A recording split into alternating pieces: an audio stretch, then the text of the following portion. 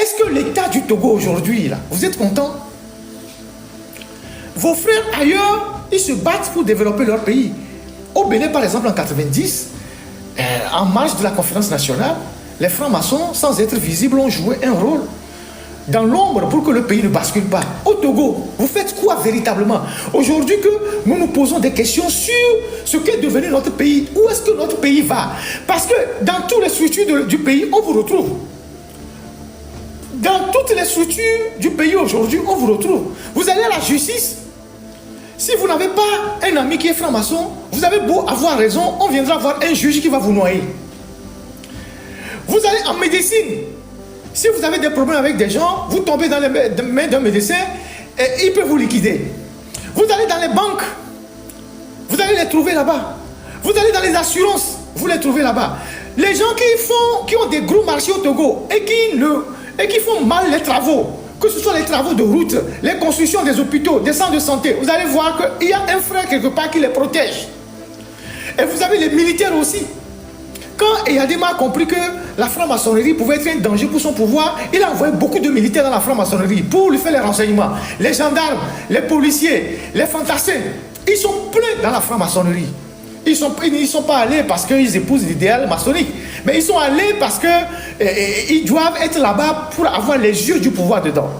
Et donc, tous ces gens-là qui tuent, qui volent, qui assassinent, qui font traîner le pays dans la boue, quel est votre idéal à partir du moment où vous êtes des francs-maçons? C'est quoi votre idéal? Moi, je voudrais vous interpeller aujourd'hui. Nous avons plein de journalistes dans notre corporation que vous avez mis dans la franc-maçonnerie. Moi, il y a eu beaucoup de démarches envers ma personne, d'interpellations. Les gens sont venus voir qu'au fait, tu es un journaliste brillant, il faut que tu nous rejoignes. J'ai dit, mais vous êtes qui, vous? Ils disent non, c'est des groupes de réflexion, il faut nous rejoindre parce que tu es brillant. Et j'ai dit, mais si je n'étais pas brillant, vous allez venir vers moi? Si je n'étais pas brillant, vous allez venir vers moi? Et donc, avec beaucoup d'arguments, tirer des cheveux, oui, c'est des réseaux d'influence. J'ai dit, mais je suis déjà influent. Même si j'exerce ma petite influence dans mon petit coin, je suis déjà influent. Je n'ai pas eu ça grâce à vous. J'ai fait de très bonnes études, scolaires, universitaires. Quand je suis devenu journaliste, je fais mon travail. Je n'ai pas besoin de rentrer dans vos rangs. Et beaucoup de nos confrères journalistes ont été embarqués dans ces aventures. Raison pour laquelle vous allez voir, il y a des journalistes qui voient la vérité, mais ils disent autre chose. Ils sont liés. Ils sont liés. Donc, c'est cette culture de complicité dans le mal que moi, je veux dénoncer. Si vous êtes véritablement des francs-maçons et que vous épousez l'idéal maçonnique, est-ce que vous êtes heureux de voir le Togo qui est en train de s'effondrer? Si vous épousez l'idéal maçonnique, vous êtes là pour des valeurs de justice, de paix, de fraternité. Est-ce que vous êtes content de voir la manière dont les Togolais souffrent aujourd'hui? Le pays qui est en train d'aller à volo dans tous les sens. Lomé est devenu une ville poubelle. Le Togo fait honte dans toute la sous-région.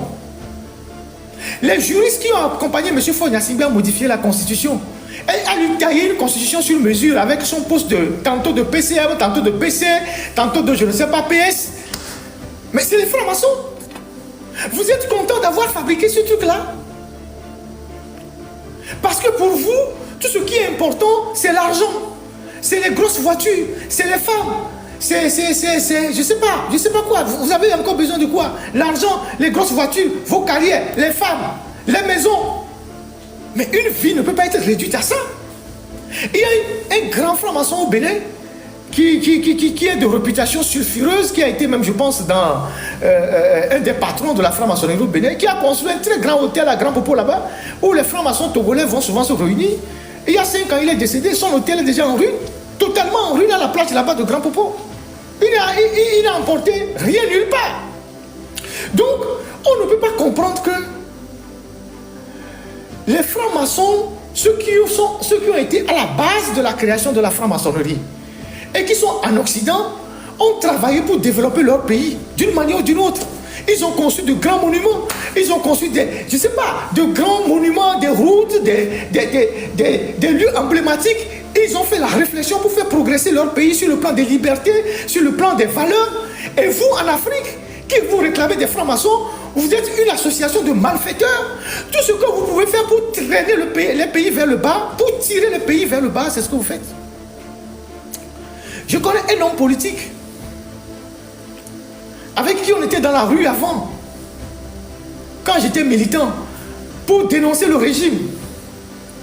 Il était professeur de CEG, il avait moto maths, simple moto maths.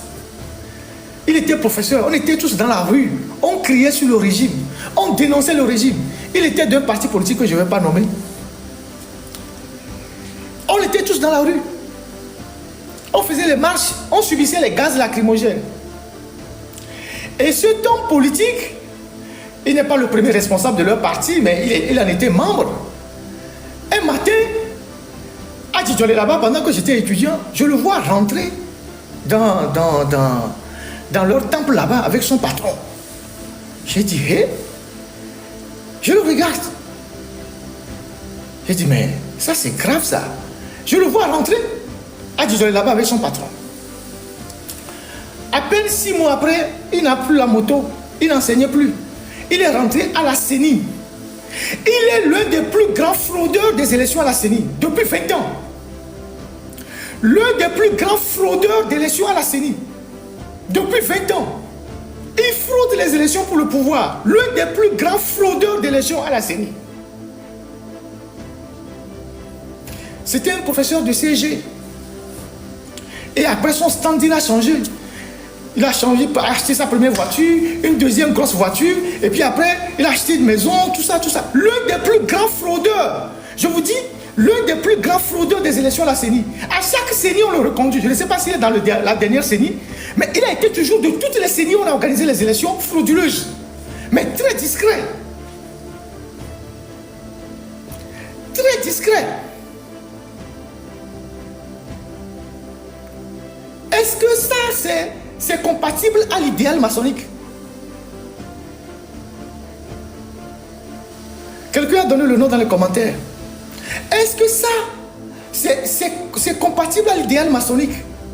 D'aller supporter les mauvaises choses, tout en disant qu'on est franc-maçon. Il est l'un des cerveaux de la fraude électorale au Togo.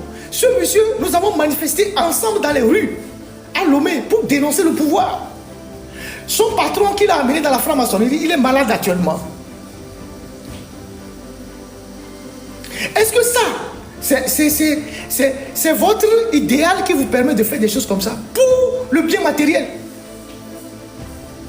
C'est un monsieur, quand vous le voyez, il ressemble à Gagolo. Vous avez vu, c'est l'indication là est claire. Donc voilà. Voilà ce que notre société est devenue. Des associations de malfaiteurs. Et c'est en même temps les mêmes là qui sont dans la franc-maçonnerie. Vous les trouvez à l'église, vous les trouvez aussi chez les marabouts et les bokonos.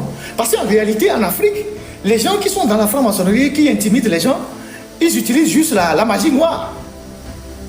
Et beau, c'est rien, Zokayo, mais ce n'est pas la franc-maçonnerie qui leur donne le pouvoir. Quand ils portent leur chapeau de Jonathan Goodluck, là, ils mettent leur habillement là, ils essaient d'intimider les gens. Zokayo, vous les voyez, ils sont à l'église le matin, et ils sont à la franc-maçonnerie samedi, et puis la nuit ou le soir, ils vont chez le Bokono. Et moi j'en connais un, mais il est toujours chez les féticheurs. Il est tout le temps chez les féticheurs, mais jeudi il est au Saint-Sacrement, dimanche il est à l'église, samedi il est à Djidjolé. Mais il est tout le temps chez les féticheurs. Donc ils ont une capacité de pratiquer un syncrétisme incroyable.